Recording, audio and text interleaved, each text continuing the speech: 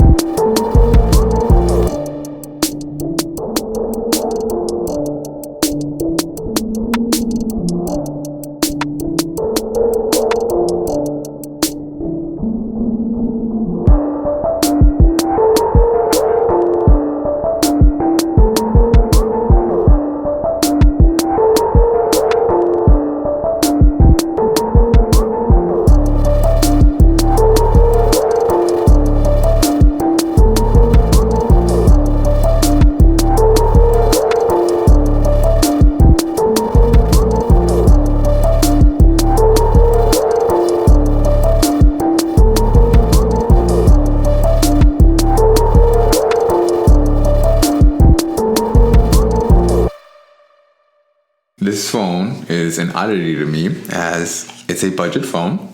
It comes in at $229.99. It is 5G. It has 64 gigabytes of storage paired to 4 gigabytes of RAM with a 50 megapixel camera, fingerprint scanner in the back as all Motorola's do, but no NFC as this is a budget phone and that was a cost-cutting measure.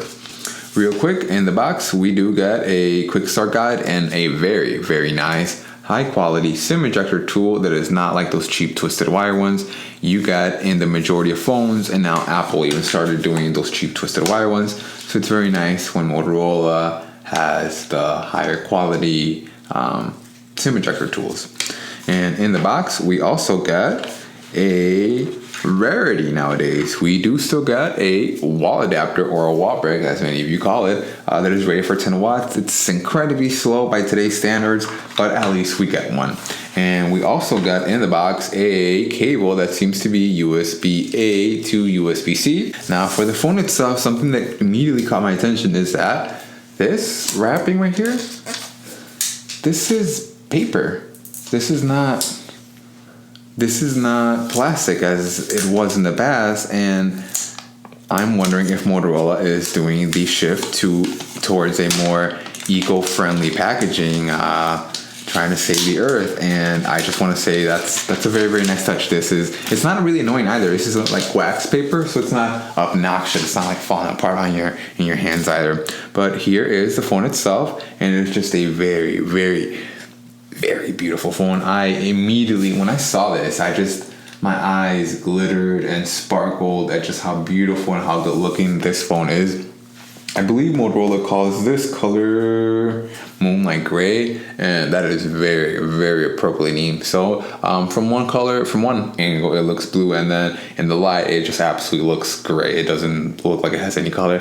And just the way the cameras look, I'm not sure what they did to them or what they put around them, but it just looks beautiful. It's a very nice, good looking phone, and this camera array almost reminds me of the OnePlus camera array because it's just very, very similar. Now if we look around the left side, we do have a page for Google for your news, for stories, for relevant pieces of information, instead of having Bixby, which you would have on Samsung phones. And I know LG isn't really a moot point at this point in time. However, they did also have some, their own LG Assistant, which is very annoying, and it's very nice that we're finally getting back to Google, as we should have from the beginning.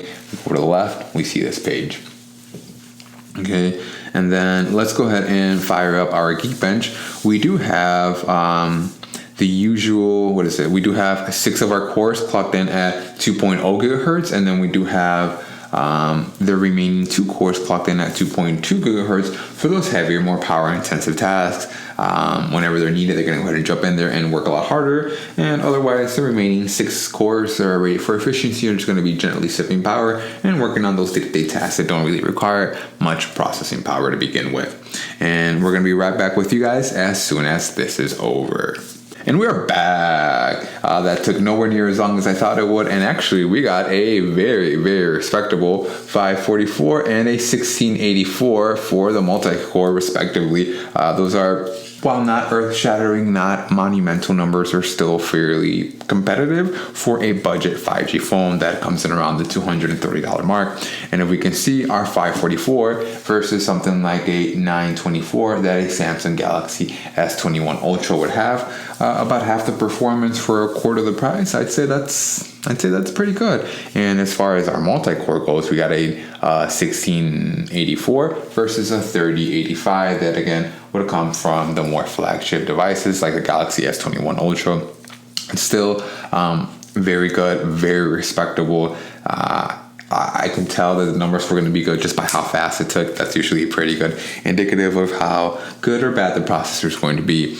But without further ado, let's go ahead and try out the cameras, see how good or how bad the cameras are. Now, I do realize that I have Geekbench open. That's because I couldn't remember and I couldn't find the sheet that I had written for this. We do have a 50 megapixel main lens. We have a 2 megapixel macro, which is back here, followed by a 2 megapixel depth lens. We are only able to shoot 1080p video at 30 frames per second, so no 4K here. However, that's okay. We do have a 13 megapixel selfie camera. So enough talking about those. Let's go ahead and fire them up and see what they look like. All right, so then this is what a selfie would look like with the Moto G 5G. And then this is what the camera looks and sounds like on the Moto G 5G.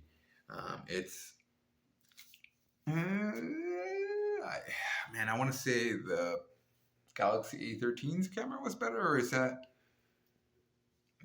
am I wrong? Here, you guys will be able to look at the videos and then you guys be the judge of that and let me know which camera is better. And that took a bit of process as well. That's kind of disappointing me. All right, let's go ahead and turn it around and then fire up our regular camera. So then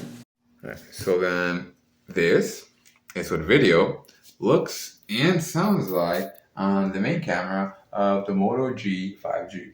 Let's go ahead and hope that it is heaps better than the selfie camera. Otherwise, I'm going to be slightly disappointed, although we don't really purchase these phones for the camera anyway. Yeah, to me, this is a no-brainer. For only $29.99 more, as opposed to the Galaxy A13 4G, you can go ahead and get 5G and a 90 hertz refresh rate. So, in the comments, what will you pick? And as always, thanks for watching.